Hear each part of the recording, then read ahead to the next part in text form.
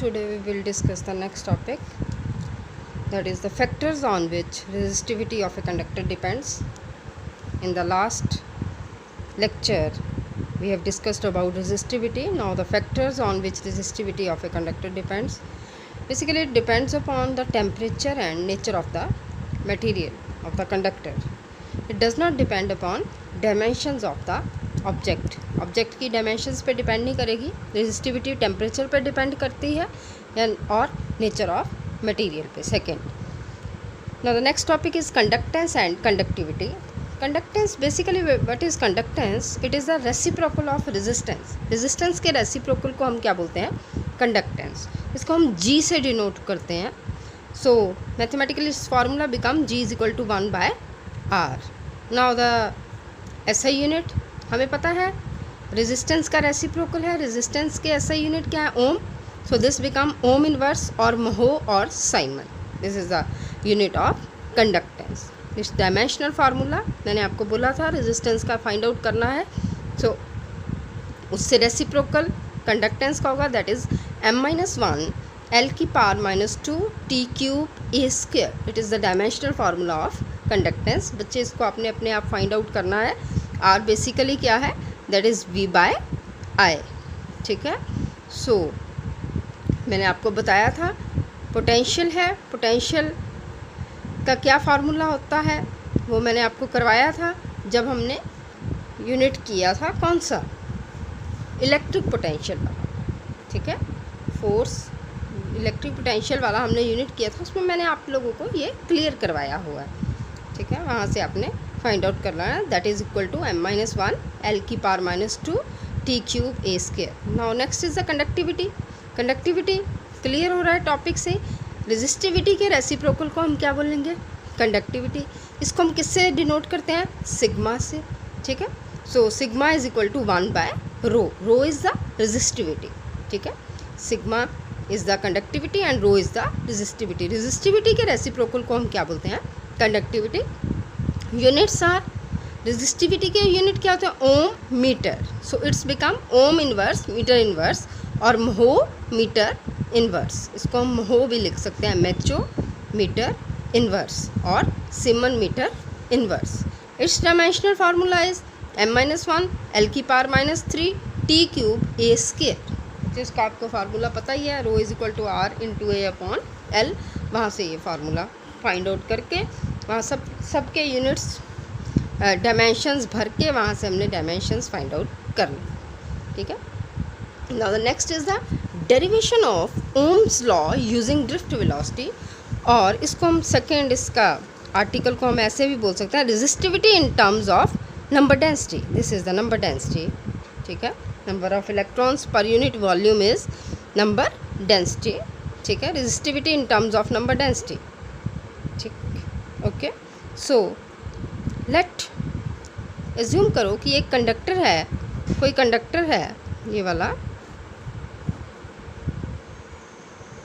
इसकी लेंथ कितनी है? L. ये कोई कंडक्टर है, इसकी लेंथ L है. एरिया कितना है? A. Number of electrons per unit volume कितने हैं? स्मॉल है. ठीक है. इसकी जो लेंथ है दैट इज़ L. यहाँ से वोल्टेज जा रही है. ठीक है. एरिया इसका कितना है? This one. This is A. This one. ठीक है. This is A. Area is A. Number density is N. जब हम पोटेंशियल देंगे इसको, ठीक है, कंडक्टर के, तो इलेक्ट्रिक फील्ड सेटअप होगा अंदर. ठीक है. So we know E is equal to V/L. ठीक है. हमने पढ़ा था potential as the line integral from here electric field is equal to V/L. I know current का ड्रिफ्ट वेलोसिटी से रिलेशन क्या है? I is equal to NEAVD. ठीक है. VD भी मुझे पता है, मैंने ड्रिफ्ट वेलोसिटी का एक्सप्रेशन फाइंड आउट किया था. उसमें VD क्या होता है? E small e into capital E divided by m into tau. ठीक है. E कितना है? V/L. वैल्यू पुट करती. ठीक है. E टॉ बाय m मैंने अलग कर लिया. E की जगह पे मैंने क्या पुट कर दिया? V/L इलेक्ट्रिक फील्ड की जगह पे. ठीक है. अब ये VD की वैल्यू मैंने इक्वेशन नंबर 2 में पुट की. फ्रॉम हेयर I क्या बन गया? NE² टॉ AV/mn. अब इस V को V/I मैंने अलग कर दिया. That is the ohms law, V by I is equal to R, that is Ohm's law, ठीक है। V अपॉन आई, ये सारा इस साइड चला गया, this become ml upon N E square tau A. V by I क्या है, R, so this become R is equal to m upon N E square tau into L by A. बच्चे यहाँ से आप इसको वैसे भी कर सकते हो, रेजिस्टिविटी की टर्म्स में R is equal to rho L by A. इससे आप इसको कंपेयर करोगे तो रो क्या आ जाएगा मेरे पास, m upon N E square tau. This is the resistivity in terms of number density. This is the number density. Number of electrons per unit volume is called number density. यहाँ से रो क्या आ गया, rho is equal to m upon N E square tau. देखो मैंने find out किया है V by I. Ohm's law यहाँ पे ख़त्म हो गया, ओम्स लॉ की डेरिवेशन की मैंने ड्रिफ्ट वेलोसिटी को यूज़ करके, V by I is equal to R, this is the ohms law, ठीक है। तो R क्या आ गया, m upon N E square tau L by A, ये ओम्स लॉ है। अगर आपको इससे आगे पूछा है और सेकंड इसमें साथ ही पूछ लिया है आपको, सेकंड आर्टिकल भी साथ ही मैं करने लगी हूँ, and resistivity in terms of electron density, resistivity in terms of electron density. So आपने फिर फार्मूला लगाना है, since R is equal to rho L by A, from here rho is equal to m upon N E square tau, ठीक है, ठीक है, या rho is equal to R into A by L, ठीक है। From here रो मैंने find out कर लिया, R की जगह पे R कैंसिल हो गया, रो क्या आ गया मेरे पास, दिस वन। इससे कंपेयर किया इस इक्वेशन से, फोर्थ इक्वेशन को मैंने किससे कंपेयर किया, फिफ्थ से।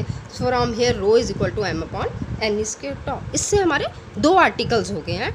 ओम्स लॉ की derivation I using drift velocity, तो यहाँ तक करनी है, V by I is equal to R, this is the ohms law. R की वैल्यू फाइंड आउट कर ली, रेजिस्टेंस आ गई, ठीक है। अगर रेजिस्टिविटी पूछी है तो मुझे पता है यहाँ से यहाँ पे जाना है, we know R is equal to rho L by A, resistivity का formula, from here rho is equal to m upon N E square tau. So rho का इन्वर्सली रिलेशन है किसके साथ, number density, electron density, number density, ठीक है, N E square tau. Thank you very much.